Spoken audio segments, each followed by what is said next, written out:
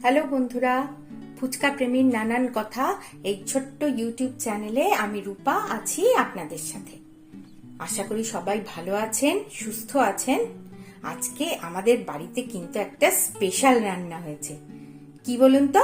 লোটে মাছের ভর্তা। এই দেখুন, লোটে মাছের ভর্তা। মানে অনেকটাই করেছি, এবার আমার মেয়ে খাবে, তাই জন্য আমি এইটুকু একটা বাটিতে করে তুলে নিয়েছি। সাথে আরো অনেক কিছু করেছি, ওর জন্য ভাত আছে, টমেটো ধনেপাতা দিয়ে মুসুর ডাল, মটরশুঁটি বাটা। এটা আমরা সারা শীতকাল খাই, ভীষণ ভালো লাগে আমাদের। এই কাঁচা মটরশুঁটিটাকে একটুখানি গ্রাইন্ডারে পেস্ট করে নিয়ে একটু রসুন, একটু তেল, এইগুলো নুন, হলুদ আর একটু কাঁচা লঙ্কা বাটা দিয়ে একটুখানি নাড়িয়ে চাড়িয়ে নিয়ে এই শুকনো শুকনো করে নিয়ে এটা আমরা ভাত দিয়ে মাখিয়ে ভীষণ খেতে ভালোবাসি।